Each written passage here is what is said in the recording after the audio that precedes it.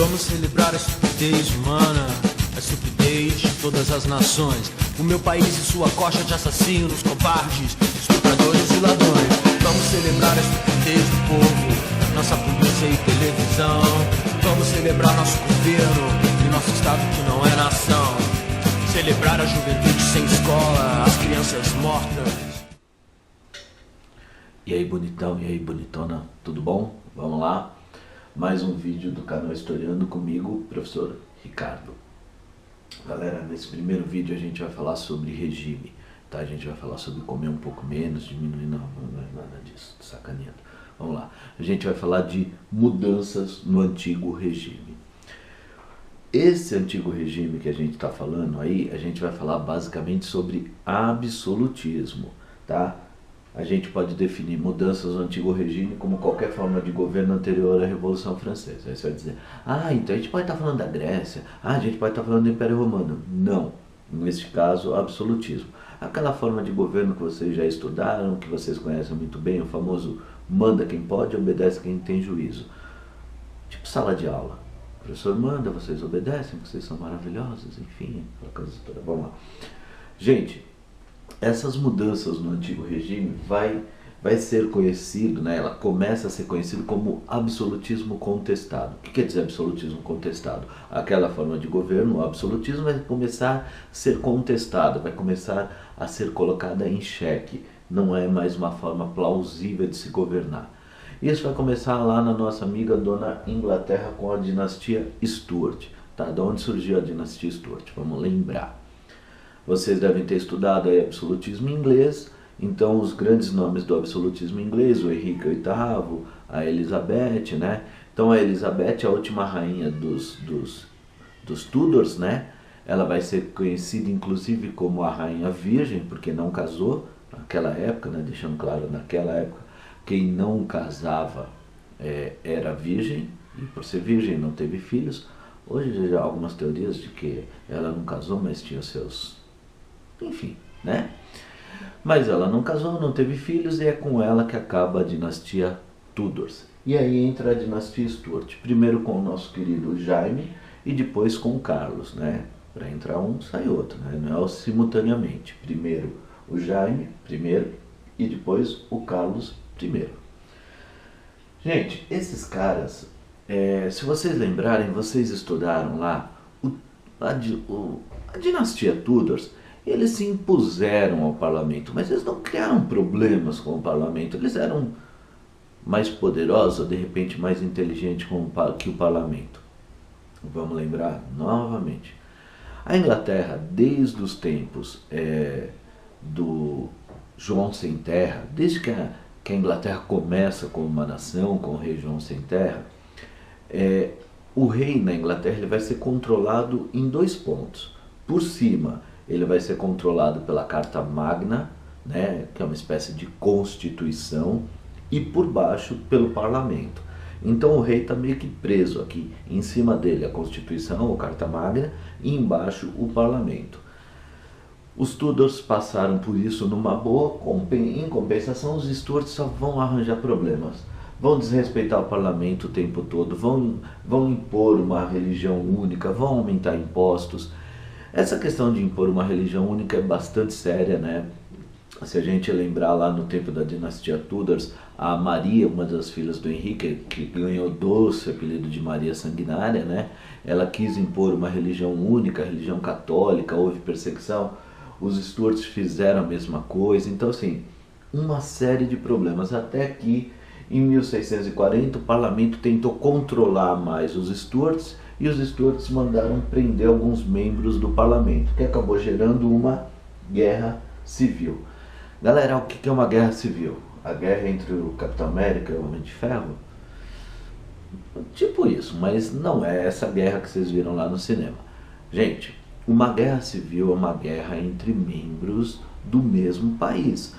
Então, por exemplo, nos Estados Unidos nós tivemos uma guerra civil muito importante entre o norte e o sul. Então, uma guerra civil é uma guerra entre membros do mesmo país. Isso é uma guerra civil, tá? Não é essa que vocês viram aí no cinema. Galera, a guerra civil inglesa, que ficou conhecida como Revolução Puritana, tinham dois grupos. De um lado o pessoal que era partidário do rei, alguns vão dizer os puxa-sacos do rei, eu diria isso, mas não aqui para vocês. E do outro lado, o pessoal que era do lado do parlamento. O pessoal do lado do rei aqui, eles ficaram conhecidos como cavaleiros. Era a nobreza de origem feudal, o clero anglicano, né? A religião inglesa, e a rica burguesia inglesa. Desse lado aqui nós temos o Oliver Cromwell, que era o líder do parlamento. Eles ficaram conhecidos como cabeça redondas por causa do corte de cabelo. Talvez vocês não consigam ver direito aqui, mas é um corte tipo Playmobil. Se você não sabe o que é Playmobil, vai lá na internet, dá um Google lá, você vai descobrir o que é Playmobil. Mesmo estilo de corte de cabelo dos Beatles do começo de carreira, aquele redondinho. Se você também não sabe o que é Beatles, aí sinto muito, nem olha na internet, deixa pra lá. Gente, quem eram os líderes do parlamento? Quem eram os famosos cabeças redondas? Eram os pequenos proprietários, eram os comerciantes, eram os manufatureiros e eram os puritanos. Puritanos são membros de uma religião, vamos entender. A religião calvinista, ela foi implantada em vários países da Europa. E em cada país da Europa que ela era implantada, ela ganhava um nome diferente.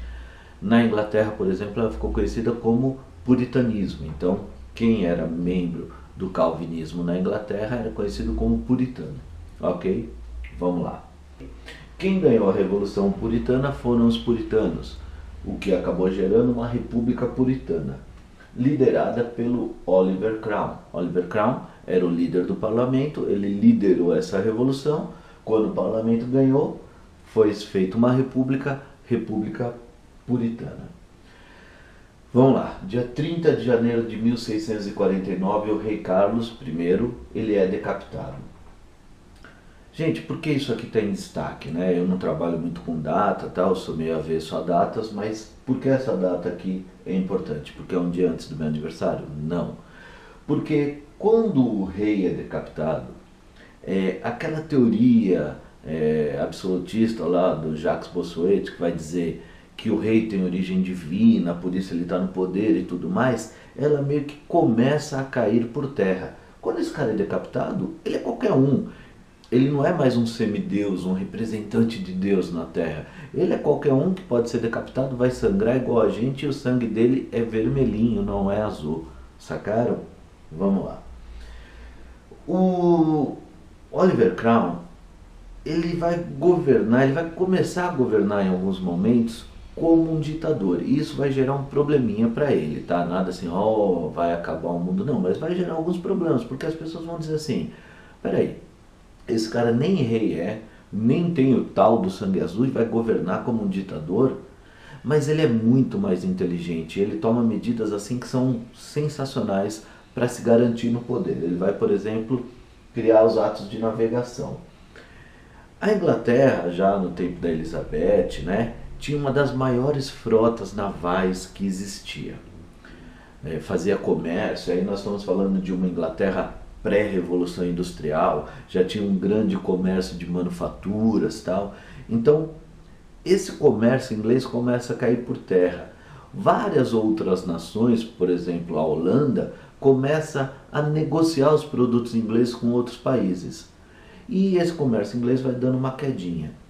O Oliver Cromwell, muito esperto, vai criar os atos de navegação e vai dizer o seguinte: transações comerciais só com navios ingleses ou do país que comercializar com a Inglaterra. Vamos entender. Vamos supor que o Brasil quisesse comprar algo da Inglaterra.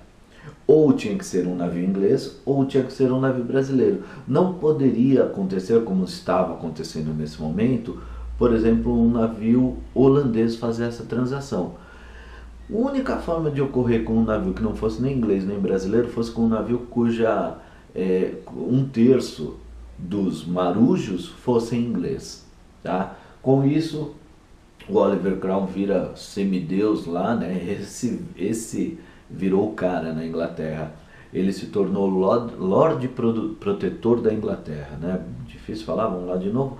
Lorde Protetor da Inglaterra. Esse cara é tão o cara na Inglaterra, se você for hoje lá na Inglaterra, na porta do parlamento, tem uma estátua dele, tá? Enfim, voltando à questão dele ser um ditador, tão ditador que quando ele morre, quem assume o poder é o filho dele. O filho dele, apesar de ter um nome maravilhoso, forte, bonito e mais uma série de elogios, o filho dele, o Ricardo, é um cara fraco e não consegue governar. E acaba saindo do poder. Quem que volta ao poder? A dinastia Stuart. Aí já com Carlos II, depois com Jaime II. Vamos lá, a dinastia Stuart volta numas tipo, e agora a gente vai ser legal, não, agora a gente vai respeitar o parlamento, agora não vai ter mais perseguição religiosa. Vocês acreditaram? Não acredita porque é tudo balela. Não respeitaram porcaria nenhuma e voltaram aprontando as mesmas coisas que eles aprontavam antes. Então, não respeitavam o parlamento, começaram a ameaçar e impor uma religião única, e aí o parlamento foi mais esperto do que os reis, né? No caso, que é a dinastia Stuart. Ela resolveu depor o rei de uma maneira bastante inteligente, e foi a Revolução Gloriosa. Bom dia, gloriosas, gloriosos, amigos em geral. Que não foi feito, no caso, pela dona Glória Pires. A Revolução Gloriosa aconteceu da seguinte forma. O Guilherme de Orange, ou como fala, né, Guilherme de Orange,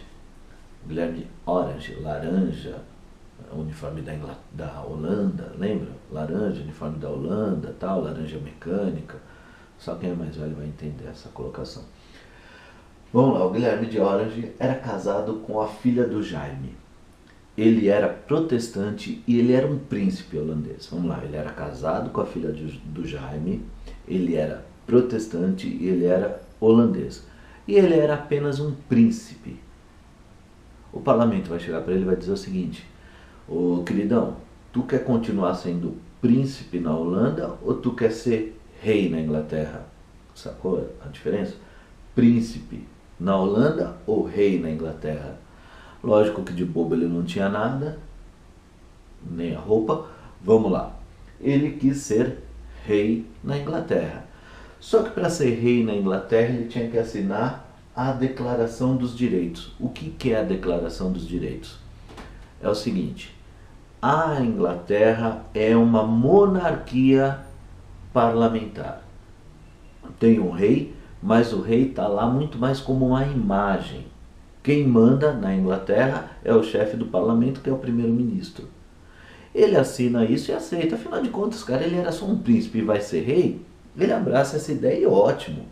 Gente, que fique claro, a Inglaterra é uma monarquia parlamentar até hoje. Sabe? A gente vê lá a Rainha Elizabeth, né? A Rainha Elizabeth II mandando, super poderosa, mas ela é muito mais uma representação, né? Quem assistiu o seriado lá, tem Netflix, muito bom, The Crown, vai ver. Ela tem uma baita importância e tal, mas quem manda na Inglaterra é o parlamento, tá? Então, desde o Guilherme de Orange, que aceita se submeter, né, tinha que se submeter ao parlamento. Então, desde o Guilherme de Orange, a Inglaterra se torna uma monarquia parlamentar. Vai ganhar esse nome de Revolução Gloriosa porque simplesmente não teve derramamento de sangue, foi mais uma deposição. Depuseram o rei, que acabou inclusive fugindo, o Guilherme chegou lá, assumiu e tomou o poder como rei da Inglaterra. Sem sangue, sem problemas, tá? E dessa forma acaba o nosso vídeo. Espero que vocês tenham curtido, espero que possa ajudar vocês a estudar. Quem curtiu, dá um like aí, pode deixar comentário, tá? Deixa comentários bonitinhos, legais, dizendo coisas boas. É isso, beijo,